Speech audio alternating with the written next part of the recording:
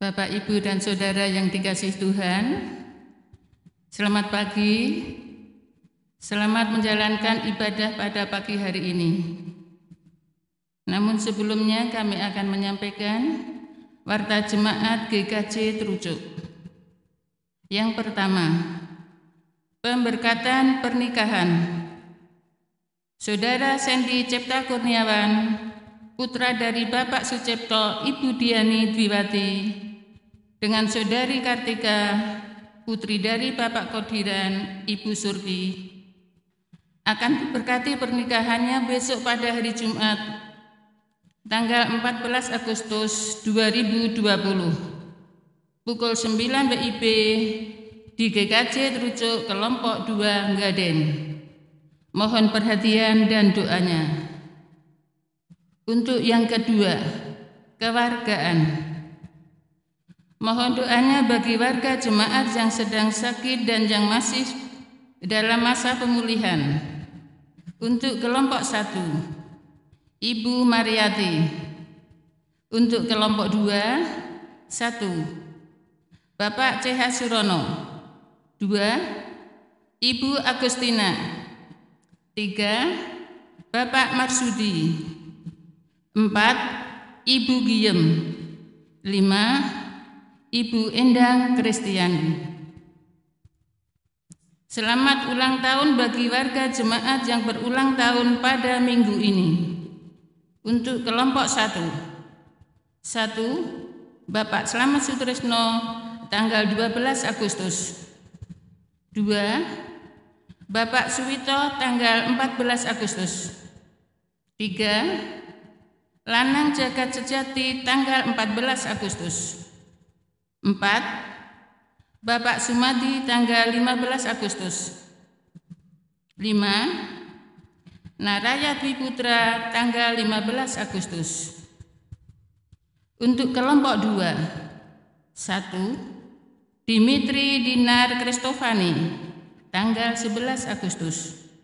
2, Bapak Edi Santoso, tanggal 12 Agustus. 3, Ibu Sri Sutanti, tanggal 12 Agustus. 4, Hernanda Wisnu Aji, tanggal 14 Agustus. 5, Ibu Haryani, tanggal 14 Agustus. 6, Ibu Andarita Ratih, tanggal 15 Agustus. Bagi warga jemaat yang datanya belum masuk atau belum ditulis, ada kekeliruan dalam penulisan, dimohon untuk menghubungi majelis. Demikian, atas perhatiannya kami ucapkan terima kasih. Bapak, Ibu, dan Saudara yang dikasihi Tuhan, kami undang untuk bangkit berdiri. Marilah ibadah pada pagi hari ini kita awali dengan memuji nama Tuhan. PKJ nomor 13 dipujikan bait 1 dan 3. Kita masuk rumahnya.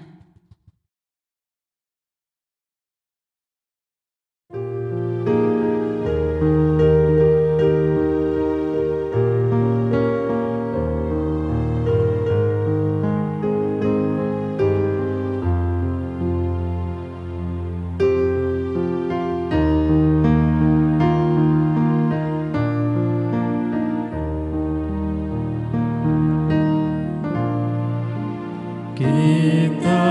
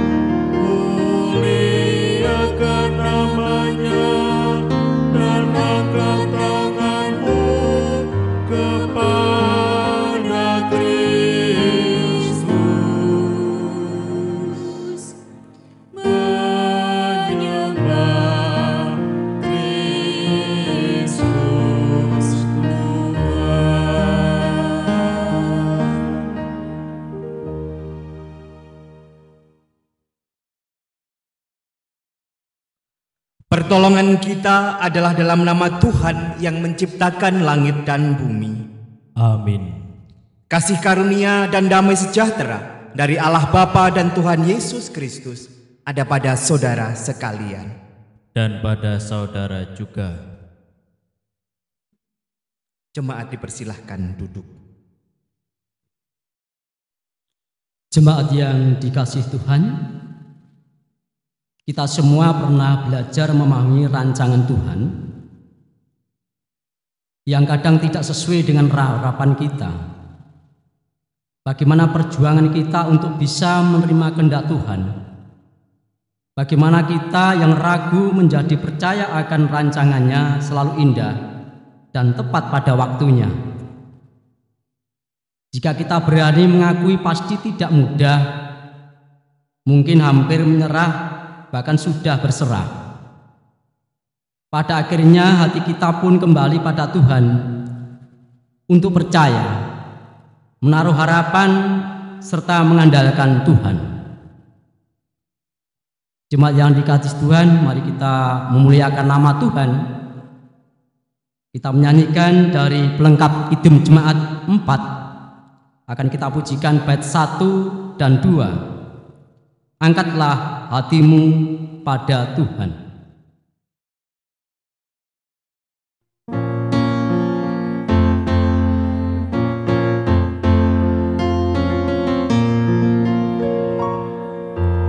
Angkatlah hatimu pada Tuhan, bunyikan kecapi dan menari, jangan lupa bawa persembahan. Mari kawan, ajak teman bersama menyembah. Sorak-sorak haleluya, mari nyanyilah. Pujilah Tuhan yang Maha Kudus. Mari kawan, ajak teman, bernyanyilah terus.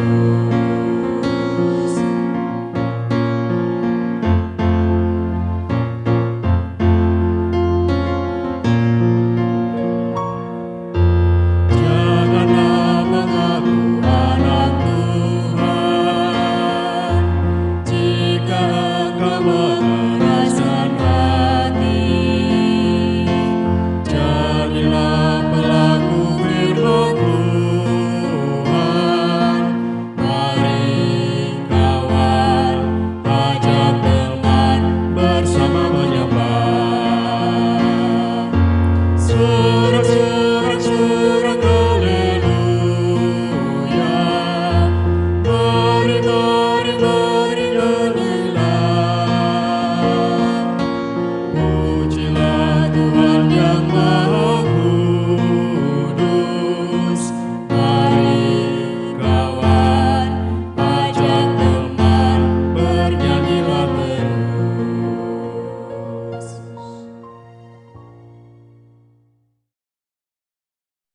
Jemaat yang dikasihi Tuhan, bahwa kita hidup itu tidak lepas dari dosa. Maka pada kesempatan ibadah pagi hari ini, kita akan mengakui dosa-dosa kita. Banyak keinginan kita yang tidak berkenan di hadapan Tuhan.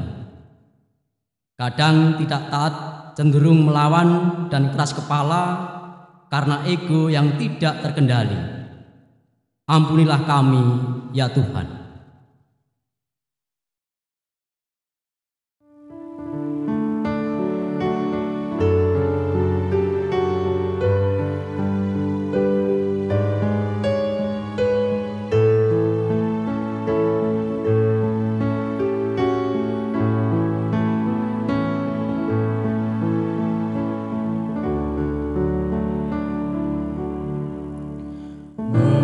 Meski tak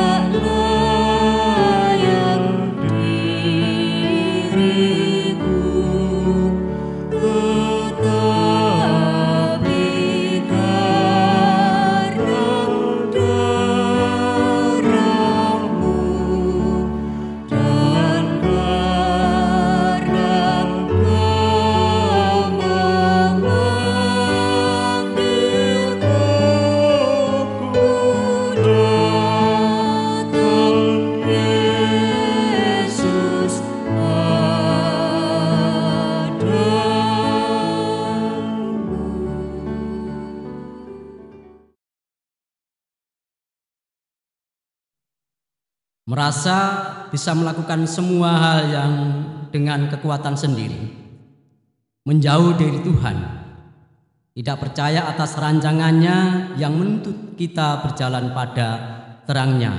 Ampunilah kami, ya Tuhan.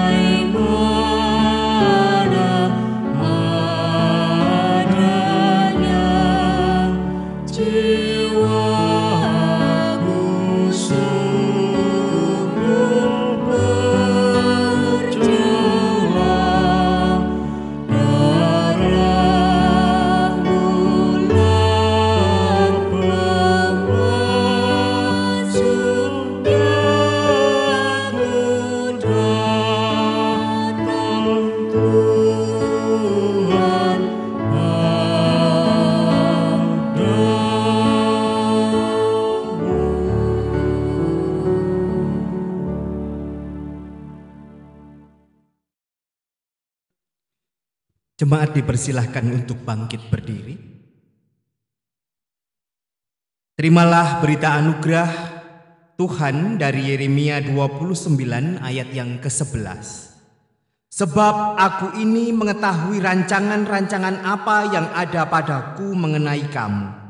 Demikianlah firman Tuhan, yaitu rancangan damai sejahtera dan bukan rancangan kecelakaan, untuk memberikan kepadamu hari depan yang penuh harapan. Syukur kepada Tuhan. Hatiku percaya.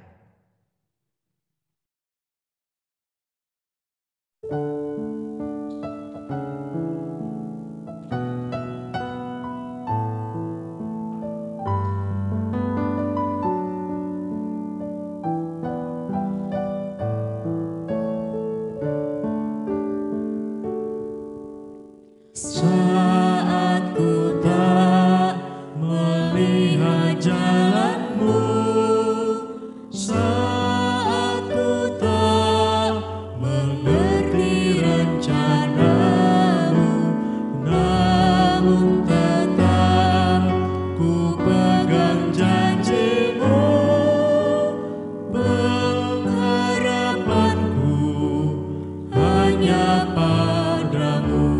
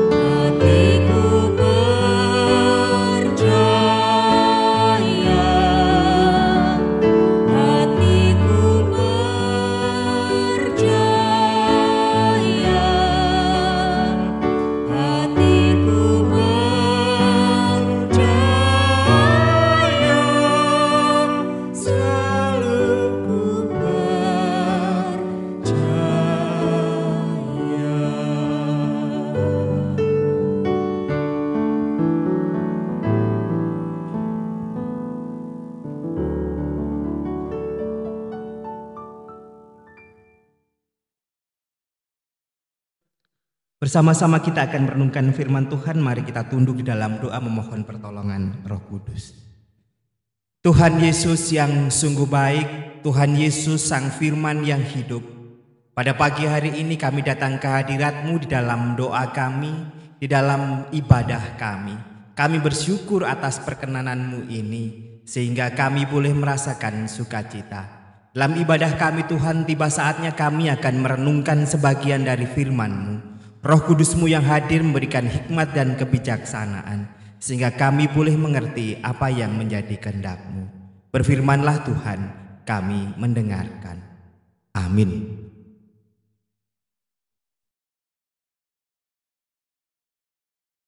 Bacaan pertama diambil dari Kejadian 37 ayat 1 sampai 4, dilanjutkan ayat 12 sampai 28.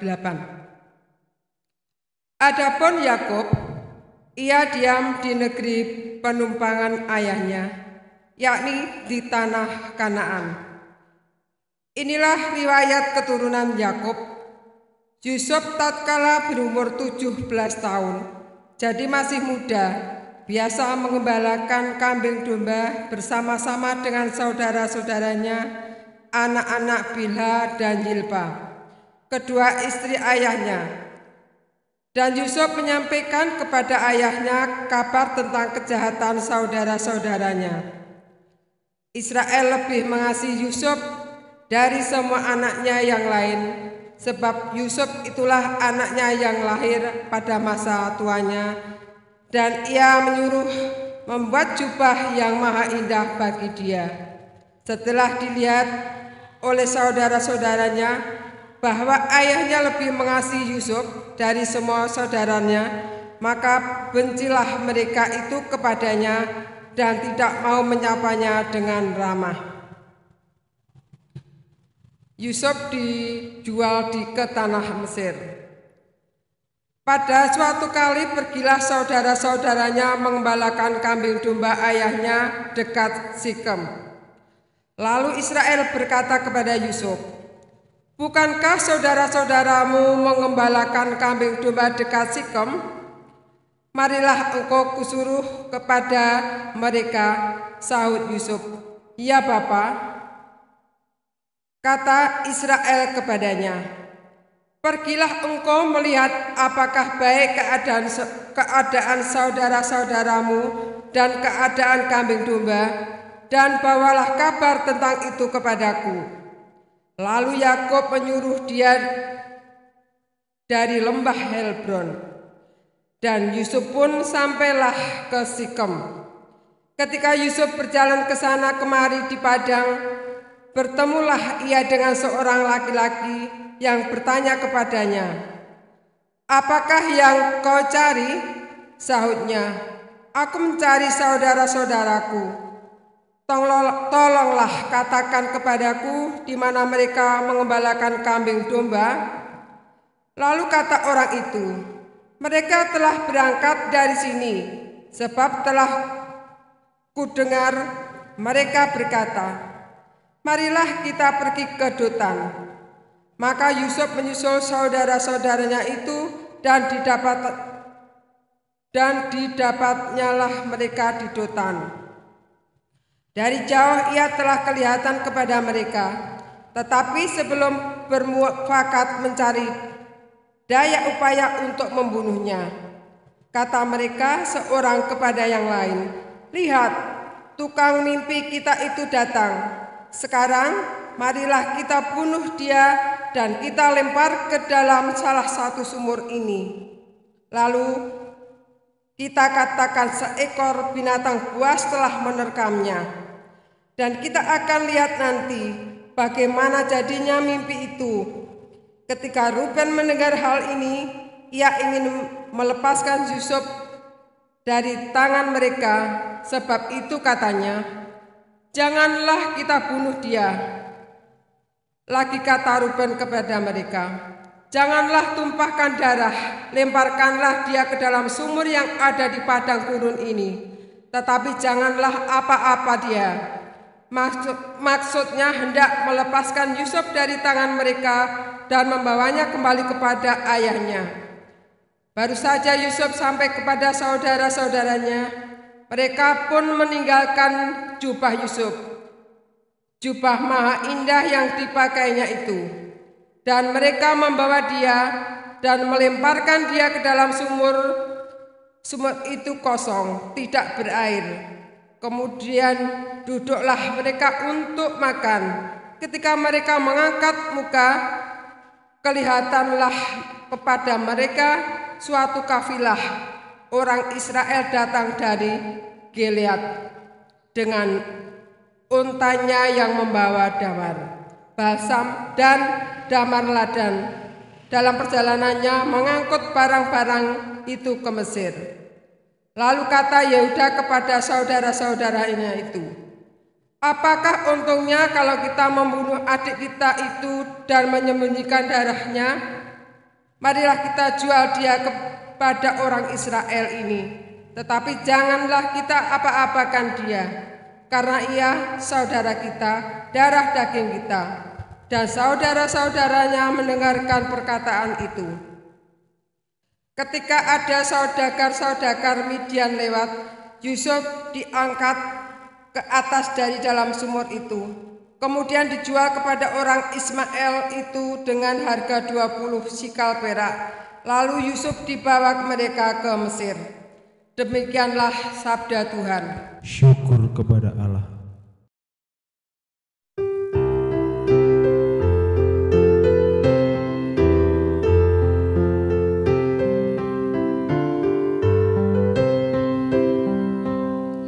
Bersyukurlah pada Tuhan, serukanlah nama-Nya,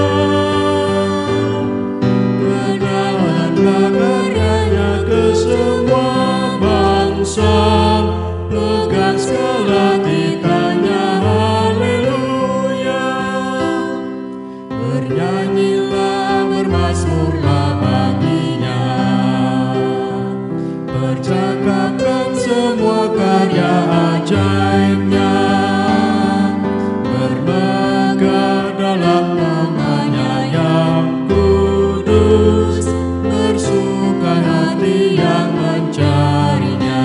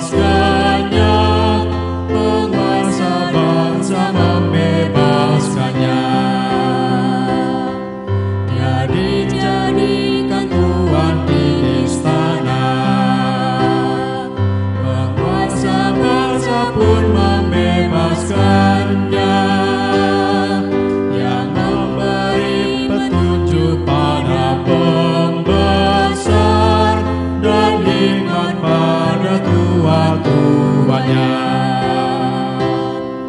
Yusuf memberi petunjuk ke pembesar, dia berikan dengan sesuka hatinya. Begitulah Israel datang ke Mesir, dan Yakub tinggal di tanah asing. Bersyukurlah pada Tuhan, serukanlah namanya, kenalkanlah karyanya ke semua bangsa, pegang segala titahnya, haleluya.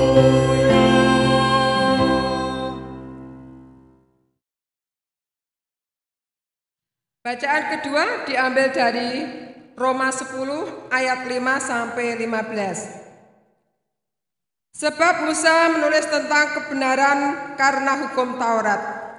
Orang yang melakukannya akan hidup karenanya. Tetapi kebenaran karena iman berkata demikian. Jangan katakan di dalam hatimu, siapakah akan naik ke surga, yaitu untuk membawa Yesus turun, atau siapakah akan turun ke jurang maut, yaitu untuk membawa Kristus naik dari antara orang mati. Tetapi apakah katanya? Ini, firman itu dekat kepadamu, yakni di dalam mulutmu dan di dalam hatimu. Itulah firman iman yang kami beritakan, sebab jika kamu mengaku dengan mulutmu bahwa Yesus adalah Tuhan, dan percaya dalam hatimu bahwa Allah telah membangkitkan dia dari antara orang mati, maka kamu akan diselamatkan. Karena dengan hati orang percaya dan dibenarkan, dan dengan mulut orang mengaku dan diselamatkan. Karena kitab suci berkata, barang siapa yang percaya kepada dia tidak akan dipermalukan. Sebab tidak ada perbedaan antara orang Yahudi dan orang Yunani, karena Allah yang satu itu adalah Tuhan dari semua orang, kaya bagi semua orang yang berseru kepadanya. Sebab barang siapa yang berseru kepada nama Tuhan akan diselamatkan. Tetapi bagaimana mereka dapat berseru kepadanya jika mereka tidak percaya kepada dia? Bagaimana mereka dapat percaya kepada dia jika mereka tidak mendengar tentang dia? Bagaimana mereka mendengar tentang dia jika tidak ada yang memberitakannya? Dan bagaimana mereka dapat memberitakannya jika mereka tidak diutus? Seperti ada tertulis, betapa indahnya kedatangan mereka yang membawa kabar baik. Demikianlah sabda Tuhan. Syukur kepada Allah.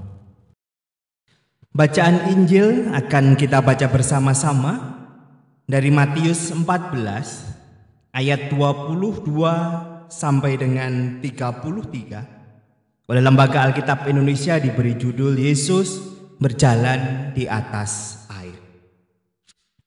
Sesudah itu Yesus segera memerintah murid-muridnya naik ke perahu dan mendahulunya ke seberang. Sementara itu ia menyuruh orang banyak pulang. Dan setelah orang banyak disuruhnya pulang, Yesus naik ke atas bukit untuk berdoa seorang diri. Ketika hari sudah malam, ia sendiri di situ. Perahu murid-muridnya sudah beberapa mil jauhnya dari pantai dan diombang-ambingkan gelombang karena angin sakal. Kira-kira jam 3 malam datanglah Yesus kepada mereka berjalan di atas air. Ketika murid-muridnya melihat dia berjalan di atas air, mereka terkejut dan berseru, "Itu hantu!" Lalu berteriak-teriak karena takut. Tetapi segera Yesus berkata kepada mereka, "Tenanglah, ini aku, jangan takut." Lalu Petrus berseru dan menjawab dia, "Tuhan, apabila engkau itu, suruhlah aku datang kepadamu berjalan di atas air." Kata Yesus, "Datanglah." Maka Petrus turun dari perahu dan berjalan di atas air mendapatkan Yesus.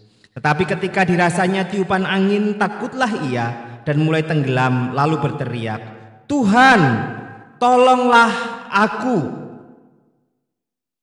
Segera Yesus mengulurkan tangannya, memegang dia dan berkata, "Hai orang yang kurang percaya, mengapa engkau bimbang?" Lalu mereka naik ke perahu dan angin pun redalah. Dan orang-orang yang ada dalam perahu menyembah dia. Katanya, "Sesungguhnya lah engkau anak Allah." Demikian firman Tuhan. Yang berbahagia kita yang merenungkan firman Tuhan dan memeliharanya. Haleluya.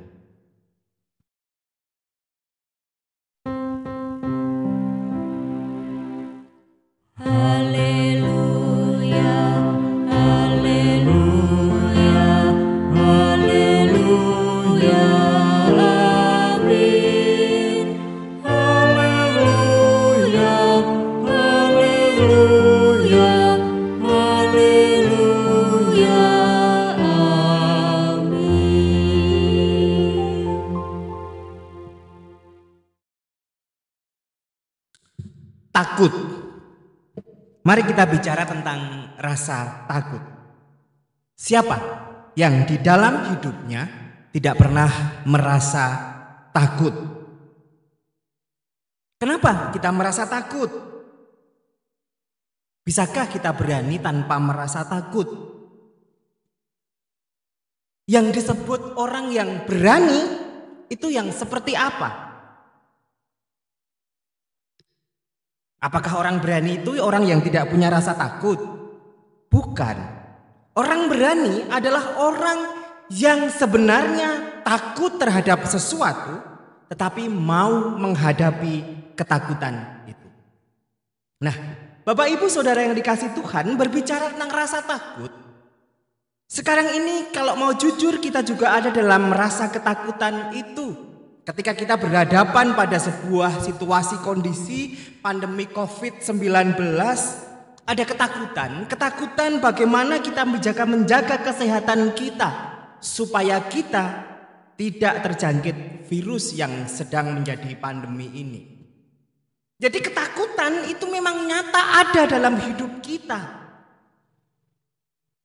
Takut itu kita rasakan. Nah, Bapak Ibu Saudara yang dikasihi Tuhan, dalam bacaan kita Matius kali ini, murid-murid juga sedang merasa ketakutan. Mereka ada di tengah amukan gelombang air laut yang begitu ganas. Pertanyaannya, pantaskah para murid itu takut? Beralasankah ketakutan para murid itu? Atau kita mengatakan malah, wong muridnya Tuhan Yesus kok takut, muridnya Tuhan Yesus kok penakut. Padahal jelas di situ juga kita melihat, membaca perintah Tuhan. Tenanglah, jangan takut, ini aku. Bapak Ibu Saudara yang dikasihi Tuhan, mari kita lihat cerita ini lebih jauh. Pantaskah para murid itu takut? Bapak Ibu Saudara yang dikasihi Tuhan, cerita ini merupakan sambungan dari cerita minggu kemarin ketika Tuhan Yesus memberi makan 5.000 orang yang dicatat laki-laki saja dengan 5 roti dan 2 ikan. Semua kenyang dan sisa 12 bakul. Dalam situasi kondisi ini, jadi di tengah peristiwa itu, Tuhan Yesus tiba-tiba menyuruh para murid mendahuluinya dengan menaiki kapal menuju seberang. Kata menyuruh di sini sebenarnya diartikan dengan lebih tegas, bukan sekedar menyuruh, tapi memerintahkan atau bahkan memaksa para murid untuk menaiki kapal dan mendahului Tuhan Yesus. Kenapa mereka dipaksa menaiki kapal? Dalam Yohanes 6 ayat 15 kita bisa melihat konteks situasi kondisi yang sedang dialami Yesus dan para murid saat itu. Ketika mereka mendapatkan mujizat Tuhan yang begitu luar biasa, menyembuhkan orang sakit, memberi makan dengan mujizat yang begitu luar biasa, orang-orang yang ada mengerubungi Tuhan Yesus itu ingin memaksa Yesus untuk menjadi raja mereka.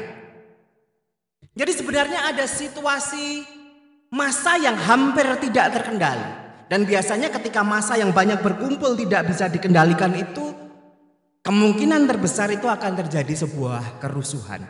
Dan untuk menghindari itulah, maka Yesus memaksa para murid menaiki kapal mendahului Tuhan Yesus yang akan menyepi dan berdoa saat itu. Jadi untuk menghindari situasi kondisi itu, akhirnya para murid mendahului Yesus, meninggalkan Yesus dan masa yang sedang berkumpul, dan setelah itu baru disuruh pulang oleh Tuhan Yesus. Apakah persoalannya berhenti sampai di situ? Tidak. Ternyata para murid ketika mendahului Tuhan Yesus, dalam bacaan tertentu diceritakan mereka berjalan kurang lebih 3 mil. 3 mil itu kurang lebih 1,609 km. Jadi 3 mil itu ya kurang lebih 4,8 hampir 5 kilometer. Itu kalau dihitung perjalanan, perahu itu bisa ditempuh kurang lebih ya 2 jam mungkin. 2 jam kurang dari 2 jam. Dan mereka berangkat itu kurang lebih sore hari menjelang malam karena mereka baru saja makan malam dengan 5.000 orang itu. Jadi kurang lebih mereka berangkat jam 3. Jam 3 mereka berjalan 3 mil 4,8 kilo. Jadi di tengah laut mereka kurang lebih jam 7 jam 8. Dan di sanalah mereka mendapatkan perahu mereka itu diombang-ambingkan gelombang prahara yang besar. Dan diceritakan prahara itu baru berhenti ketika Yesus datang kira-kira jam 3 pagi.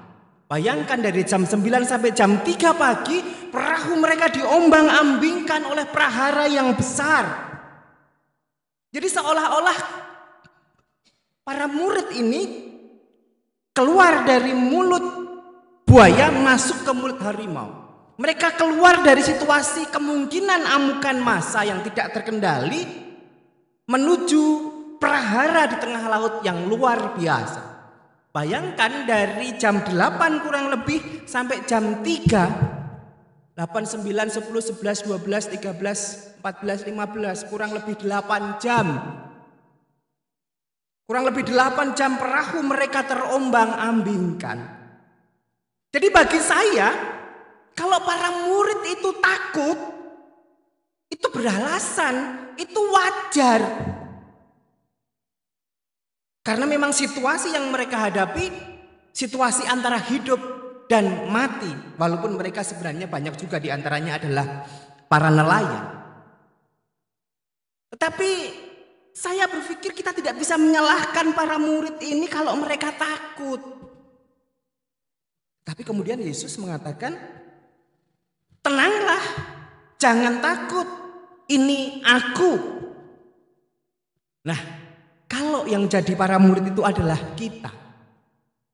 Kalau Bapak Ibu yang habis keluar dari kerumunan massa, kemudian terombang-ambingkan kurang lebih 8 jam di tengah amukan samudra, takut begitu luar biasa, kemudian ada orang yang datang, ojo wedi, jangan takut. Kira-kira bagaimana? Mungkin ya seperti para murid ini. Saking takutnya mereka itu tidak mengenali Yesus. Padahal Yesus kan selalu setiap saat bersama-sama dengan mereka, kurang lebih 2 tahun lebih bersama-sama dengan mereka. Tapi ketika Yesus ada di tengah-tengah mereka, tidak lihat bahwa itu Yesus, malah mengatakan itu hantu. Bapak Ibu mungkin pernah dengar istilah kancilen. Kancilen itu situasi di mana seseorang itu saking takutnya itu sampai nggak bisa apa-apa. Mau lari, kalau di film-film humor, film komedi itu digambarkan orang yang lari, pengennya lari kencang tapi malah lari di tempat. Jadi Antara pikiran, fisik ini koordinasinya nggak jalan. Pikiran menginginnya lari tapi nggak bisa. Kancilan, takut gitu. Para murid itu juga dialami.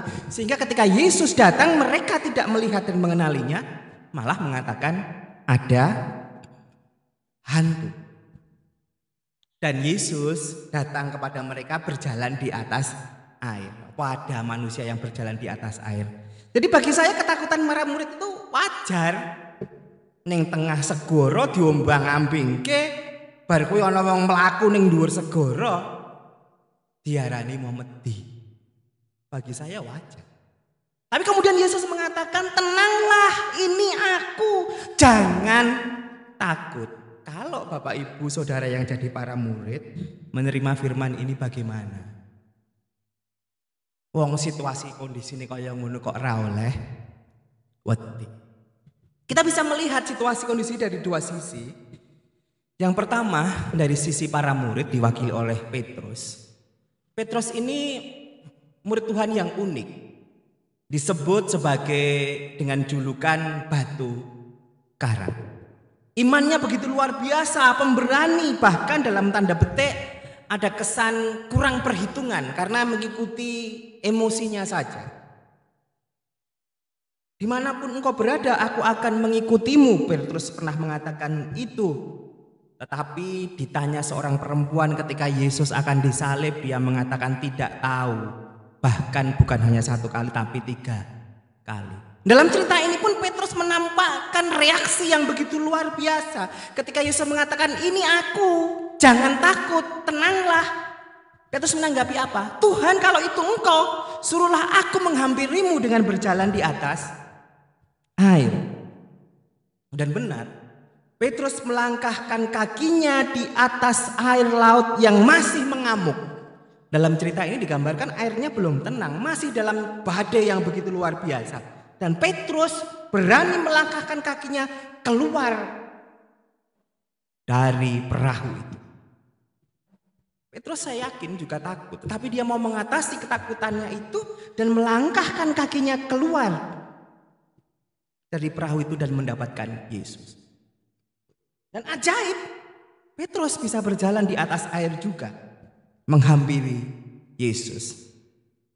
Tidak diceritakan seberapa jauh, tapi saya kira ya memang tidak terlalu jauh karena mereka bisa berkomunikasi dengan Tuhan di tengah badai. Artinya jaraknya memang tidak terlalu jauh karena suaranya masih bisa terdengar. Tapi kemudian ketika angin mulai bertiup, Petrus mulai takut.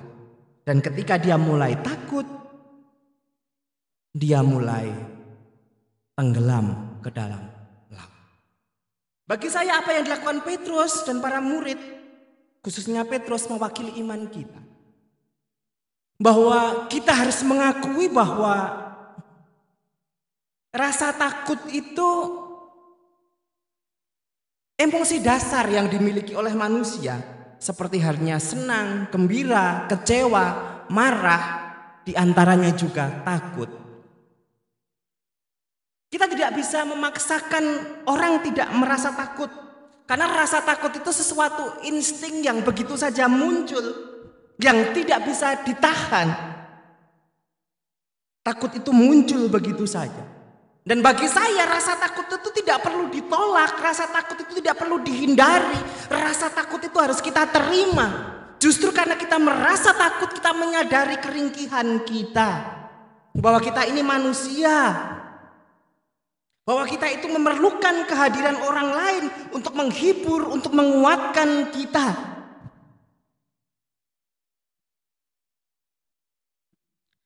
Takut boleh, tetapi jangan tidak percaya. Takut itu memang normal, wajar. Tapi ketika takut itu kita biarkan dan tidak kita lawan, kita tidak pernah berani melangkahkan kaki kita keluar dari prahara hidup kita, dari tempat aman kita, dari perahu kita menuju tengah badai itu, ya kita akan selalu menjadi orang yang takut, penakut. Tapi ketika kita merasa takut, mau keluar dari rasa takut itu, menghadapi rasa takut itu. Seperti Petrus yang melangkahkan kakinya keluar dari perahu ke tengah badai.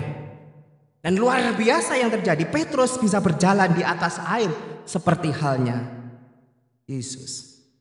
Walaupun kemudian dia kembali takut ketika angin itu meniup dan dia mulai tenggelam. Gambaran tentang iman yang memang tidak selalu menyala-mala dengan luar biasa, ada kalanya turun tenggelam, manusiawi bagi saya. Tetapi yang terpenting kita berproses terus. Kenapa Petrus berani? Karena dia melihat Yesus. Begitu juga kita. Kita memiliki penolong yang luar biasa. Itu dari sisi Yesus, dari sisi para murid. Dari sisi Yesus bagaimana? Yesus mengatakan, tenanglah, jangan takut, ini aku. Tuhan memberikan penguatan, memberikan penghiburan. Dan bukan hanya itu, ketika Petrus mulai tenggelam, Yesus tidak hanya mengatakan jangan takut, tapi Tuhan Yesus mengulurkan tangannya dan memegang tangan Petrus. Sehingga Petrus tidak jadi menjadi tenggelam. Minggu kemarin, ketika Yesus memberi makan 5.000 orang dengan 5 roti 2 ikan dan menyembuhkan sakit penyakit, Yesus mengesampingkan kecapean masalah pribadinya, tapi tergerak oleh belas kasihan, menolong. Dan hari ini kita belajar lagi bahwa Tuhan bukan Tuhan yang diam, tapi Tuhan yang turun tangan, mengulurkan tangan untuk menolong Petrus. Jadi Bapak Ibu Saudara yang dikasihi Tuhan, rasa takut itu memang nyata. Kita tidak bisa memaksakan orang untuk tidak memiliki rasa takut. Tetapi yang terpenting adalah takut boleh, tidak percaya jangan. Dalam hidup kita banyak menghadapi persoalan yang kadang membuat kita bimbang, gelisah, takut. Tetapi yakinlah, ketika kita berani menghadapi ketakutan kita berani melangkahkan kaki kita menghadapi ketakutan itu dalam keyakinan akan pertolongan Tuhan, maka ketakutan itu tidak akan menjauhkan kita dari Tuhan. Ketakutan itu tidak akan membuat kita kehilangan kesempatan di hidup, tidak kehilangan iman kita. Justru dalam ketakutan yang kita rangkul di dalam damai, kita terima dengan penuh kesadaran, justru disitulah Tuhan akan berkarya dalam hidup. Kiranya Tuhan memampukan kita untuk menjadi anak-anak yang senantiasa mampu mengatasi setiap ketakutan hidupnya. Terus berjalan. Dan yakinlah Tuhan menolong dan membimbing kita. Ada sebuah cerita. Ini sudah sekali-kali saya sampaikan bahwa rasa percaya itu tidak pasif, tapi harus dilakukan supaya kita bisa keluar dari keraguan-raguan. Ada seorang akrobat yang membentangkan tali dari ujung sebuah jurang ke ujung yang lain. Kemudian dia menaiki sebuah sepeda roda satu, menyeberangi, meniti tali itu dari satu sisi jurang ke sisi yang lainnya. Semua orang bertepuk tangan karena memang bapak ini begitu luar biasa keahliannya. Kemudian dia bertanya kepada kerumunan, Bapak Ibu percaya apa tidak kalau saya bisa kembali menaiki sepeda saya dan meniti tali ini dari ujung sini kembali ke tempat saya semula? Karena mereka sudah melihat buktinya bahwa bapak ini bisa, mereka mengatakan percaya, pasti bisa. Tapi mereka tidak menduga ketika bapak ini kemudian berkata, kalau Bapak Ibu percaya, mau enggak Bapak Ibu saya gendong? Dan tidak ada yang mau. Karena memang adegan itu berbahaya. Tapi tiba-tiba ada seorang anak kecil yang mengatakan, saya berani. Semua orang melarangnya, kamu jangan main-main, bapak ibumu di mana? Tapi anak ini tetap berani. Dia mendatangi bapak itu, kemudian naik ke atas pundaknya, dan mulailah bapak ini meniti tali itu dengan sepedanya, dengan anak kecil di punggungnya itu. Semua menahan nafas, takut, gelisah, kalau sampai jatuh gimana, mati pasti. Tapi luar biasa, bapak itu dengan pasti membawa anak itu dari punggungnya ke seberang dengan selamat. Semua bertepuk tangan, luar biasa. Orang-orang mengerubuni anak kecil itu. Kenapa kamu berani? Bukankah itu berbahaya sekali? Anak itu mengatakan, tentu saya berani karena percaya bahwa Bapak ini mampu. Kenapa kamu percaya? Karena saya tahu siapa Bapak ini. Karena Bapak ini adalah ayah saya sendiri. Bahwa iman itu membuat kita berani. Iman itu menjadikan kita seia sekata antara perkataan dan perbuatan. Mungkin kita takut, tapi mari kita percaya Tuhan menolong kita. Dan ketika Tuhan itu menolong kita, maka kita akan menghadapi ketakutan kita. Amin. Saat teduh kita merenungkan firman Tuhan.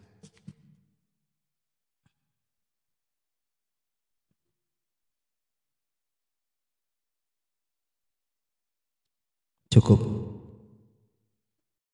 Jemaat kami undang untuk bangkit berdiri. Bersama umat di seluruh muka bumi, mari kita perbaharui iman percaya kita dengan mengucapkan pengakuan iman rasuli secara bersama-sama. Aku percaya kepada Allah Bapa yang Maha Kuasa, Khalik langit dan bumi, dan kepada Yesus Kristus, anaknya yang tunggal Tuhan kita, yang dikandung daripada Roh Kudus, lahir dari anak darah Maria, yang menderita di bawah pemerintahan Pontius Pilatus, disalibkan, mati dan dikuburkan, turun ke dalam kerajaan maut. Pada hari yang ketiga, bangkit pula dari antara orang mati, naik ke surga, duduk di sebelah kanan Allah Bapa yang Maha Kuasa, dan akan datang dari sana untuk menghakimi orang yang hidup dan mati. Aku percaya kepada Roh Kudus, gereja yang kudus dan am, persekutuan orang kudus, pengampunan dosa, kebangkitan daging, dan hidup yang kekal. Bersama-sama kita mempersiapkan hati kita untuk memasuki perjamuan kudus. Kita siapkan hati kita melalui pujian pelengkap Kidung Jemaat 155. Ambillah roti ini, kita pujikan bait 1 dan 2.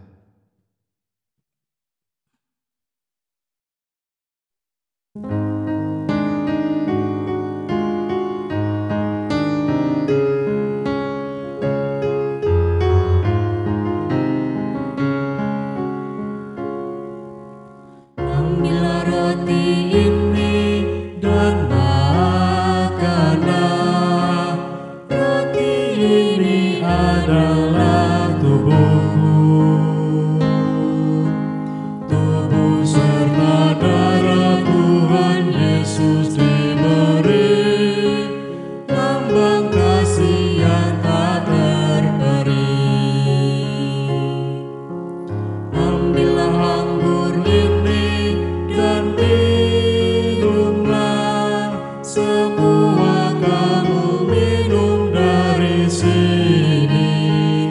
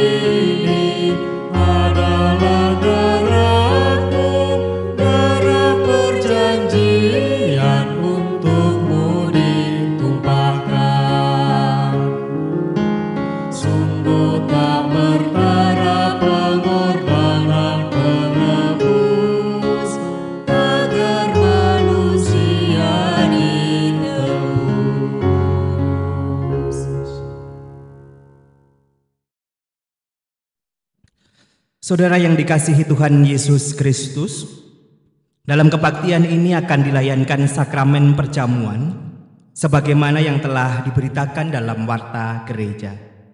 Sakramen perjamuan adalah sarana untuk memelihara iman yang pelaksanaannya didasarkan atas perintah Tuhan Yesus Kristus.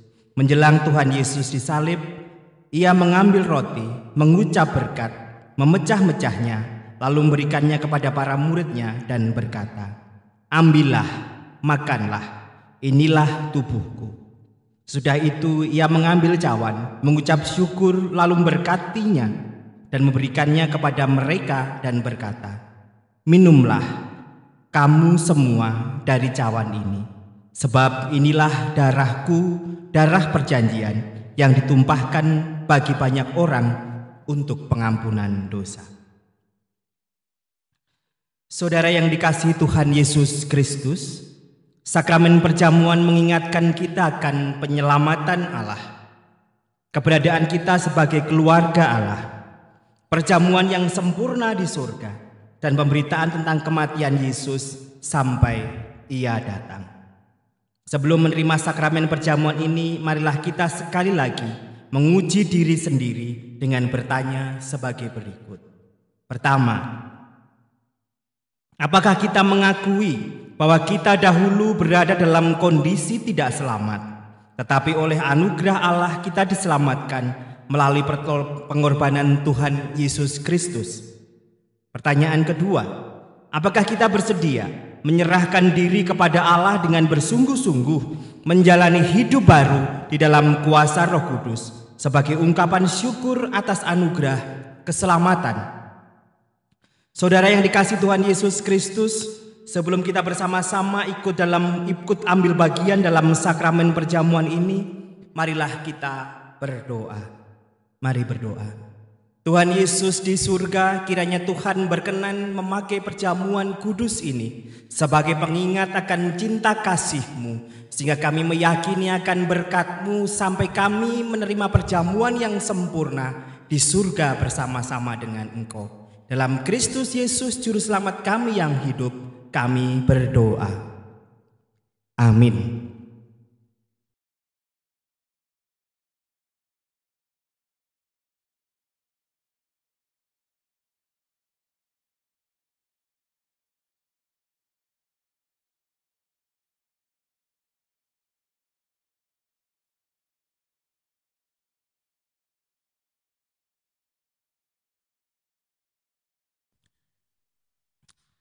Saudara yang dikasihi oleh Tuhan Yesus Kristus, kita berkumpul di sini tidak sekedar untuk makan dan minum, tetapi kita mengenang karya keselamatan Allah.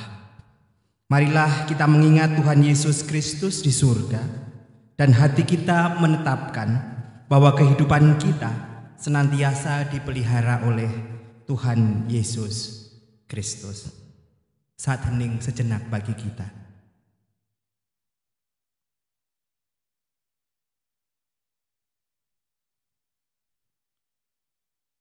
Cukup?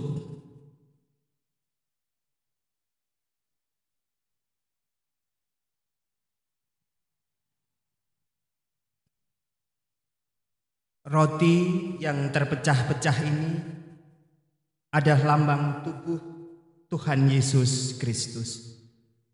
Terimalah dan makanlah dengan mengingat dan percaya bahwa tubuh Tuhan Yesus Kristus telah dikorbankan sebagai tebusan yang sempurna untuk membebaskan kita dari dosa.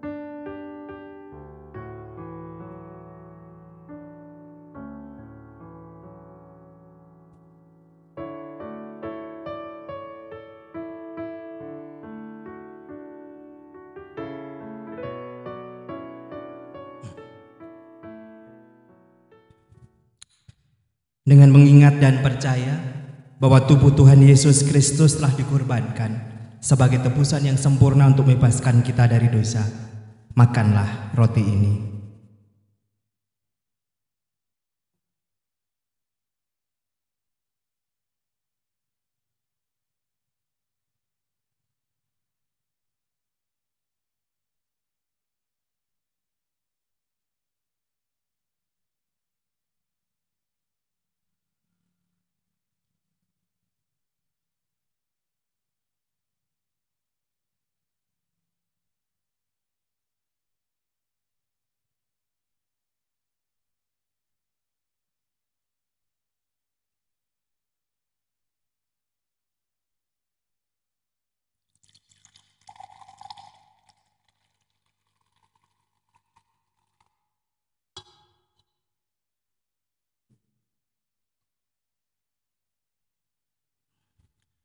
Anggur dalam cawan ini adalah lambang darah Tuhan Yesus Kristus. Minumlah dan ingatlah bahwa darah Tuhan Yesus Kristus telah dicurahkan sebagai tebusan yang sempurna untuk membebaskan kita dari dosa. Amin.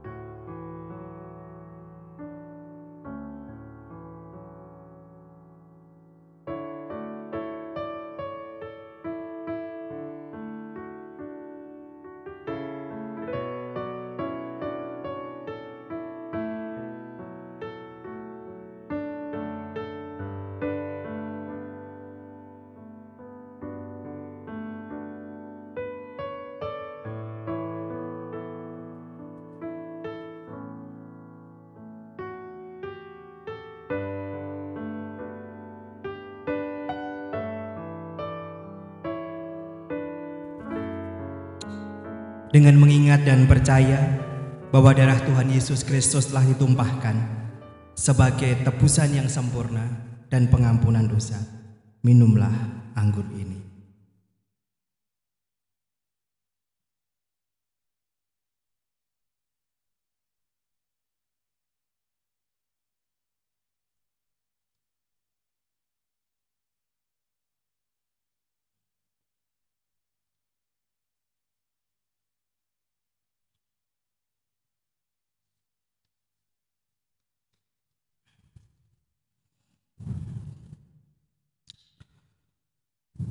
Saudara yang dikasihi oleh Tuhan Yesus Kristus, marilah kita bersyukur dan memuliakan Tuhan dengan mengucap di dalam hati kita demikian.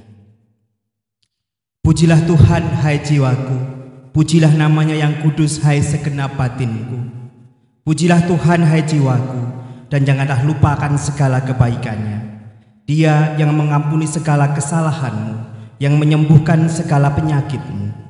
Dia yang menebus hidupmu dari lubang kubur, yang memahkotai engkau dengan kasih setia dan rahmat, yang memuaskan hasratmu dengan kebaikan, sehingga masa mudamu menjadi baru seperti pada burung Raja Wali. Tuhan adalah penyayang dan pengasih, panjang sabar dan berlimpah kasih setia. Tidak selalu ia menuntut dan tidak untuk selama-lamanya ia mendendam. Tidak dilakukannya kepada kita setimpal dengan dosa kita, dan tidak dibalasnya kepada kita setimpal dengan kesalahan kita. Tetapi setinggi langit di atas bumi, demikian besarnya kasih setianya atas orang-orang yang takut akan Dia. Sejauh timur dari barat, demikian dijauhkannya daripada kita pelanggaran kita. Seperti Bapa yang sayang kepada anak-anaknya, demikian Tuhan sayang kepada orang yang takut akan Dia. Oleh karena itu, aku senantiasa memberitakan kemuliaan Tuhan sekarang ini sampai selama-lamanya. Amin. Jemaat yang dikasihi Tuhan, kita akan bersama-sama menaikkan syukur kita karena kita diizinkan Tuhan untuk mengikuti perjamuan kudus kali ini. Mari kita nyatakan syukur kita melalui persembahan istimewa perjamuan kudus.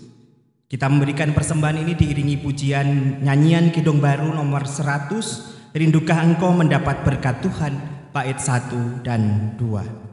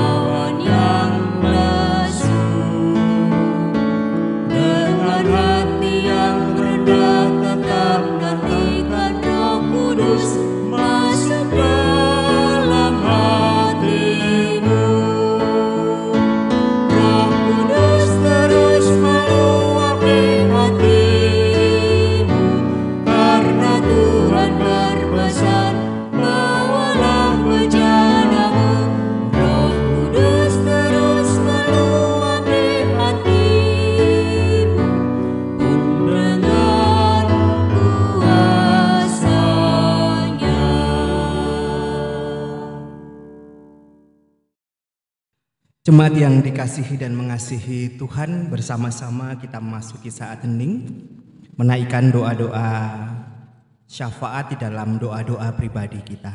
Mari tunduk di dalam doa-doa pribadi.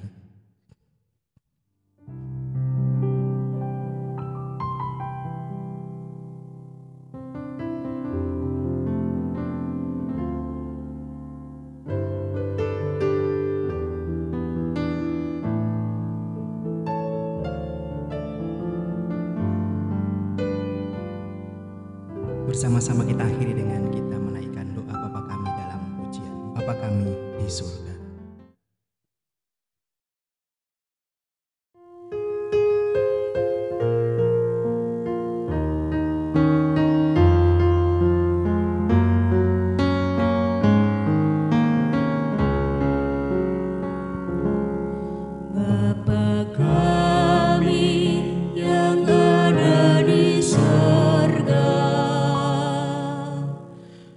Dikuduskanlah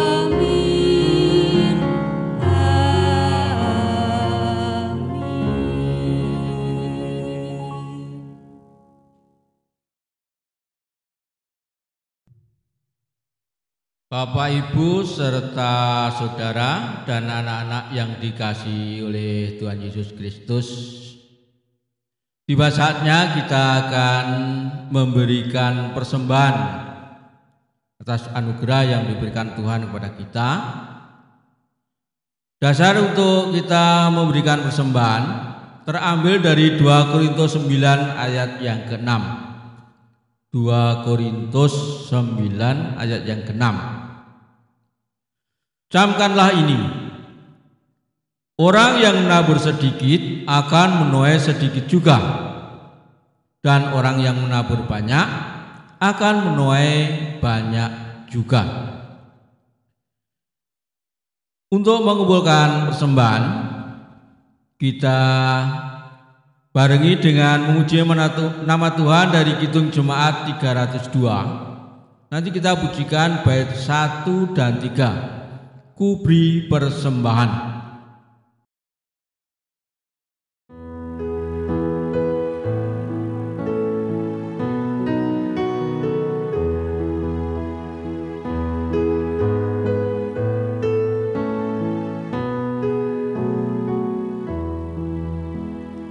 Ku beri persembahan pada Tuhanku, sambil puji Yesus Juru Selamatku.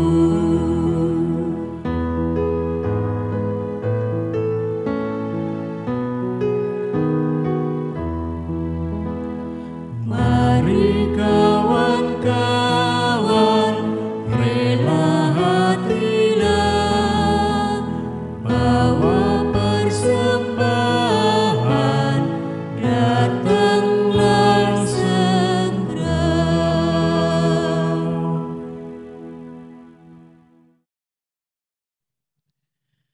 Bapak Ibu, kami mengundang Bapak Ibu untuk bangkit berdiri. Kita akan berdoa untuk persembahan. Mari kita berdoa. Allah yang Maha Baik, yang selalu memelihara kehidupan kami masing-masing,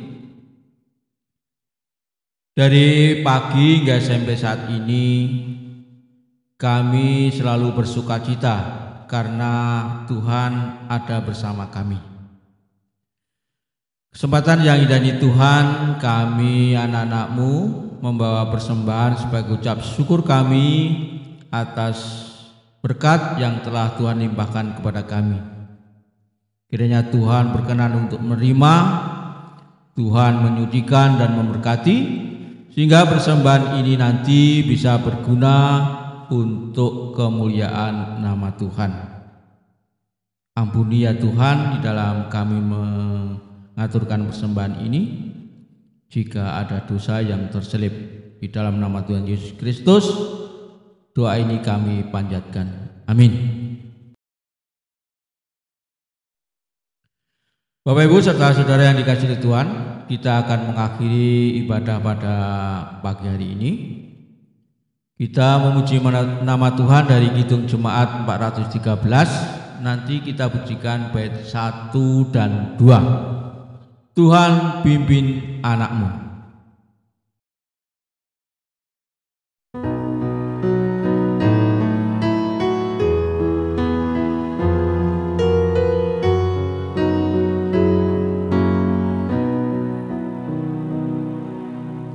Tuhan pimpin anak-Mu,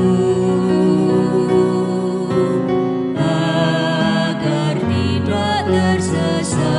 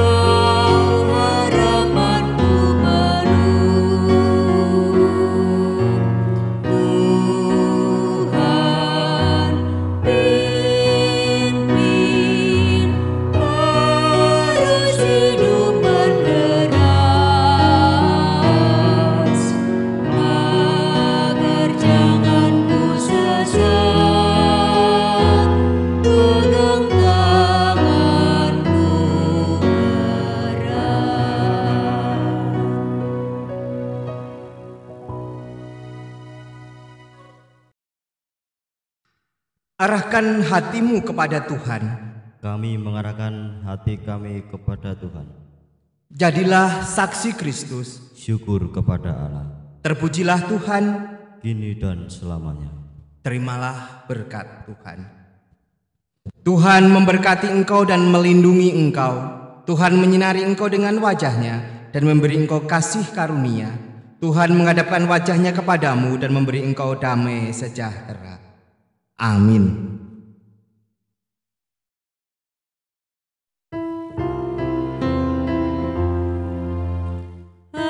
Haleluya.